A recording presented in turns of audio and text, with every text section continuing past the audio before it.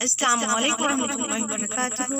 امید ہے آپ سب ایمان اور صحت کی بہترین حالتوں میں ہوں گے انشاءاللہ۔ اللہ رب العزت سے دعا ہے کہ وہ ہمارے رزق میں، ہماری عزت میں، ہمارے علم میں برکت نازل فرمائے اور ہمیں نیک عمل کرنے کی توفیق دے، ہماری طرف بڑھنے والے ہر شر کو خیر میں بدل دے۔ آج ہم دیکھیے خوابوں کی اقسام۔ خوابوں کی 3 اقسام ہیں۔ اچھے خواب اللہ کی طرف سے ہوتے ہیں اور مومنوں کے لیے خوشخبری ہوتے ہیں۔ نبی کریم صلی اللہ علیہ وسلم کی حدیث ہے کہ جس نے مجھے خواب میں دیکھا اس نے واقعی دیکھا، کیونکہ شیطان میری شکل میں نہیں آ سکتا۔ سبحان اللہ۔ برے خواب شیطان کی طرف سے ہوتے ہیں اور جب کوئی برا خواب دیکھے تو اسے چاہیے کہ وہ پڑھے اعوذ باللہ من شر الشیطان و شرها، میں شیطان اور اس خواب کے شر سے اللہ کی پناہ چاہتی ہوں۔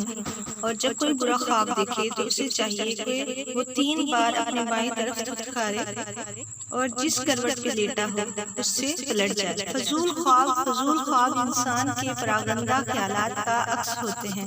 انسان جو کچھ سوچتا ہے، انسان کے ذہن میں جو بھی انتشار پیدا ہوتا ہے وہ رات کو انسان خواب میں دیکھتا ہے۔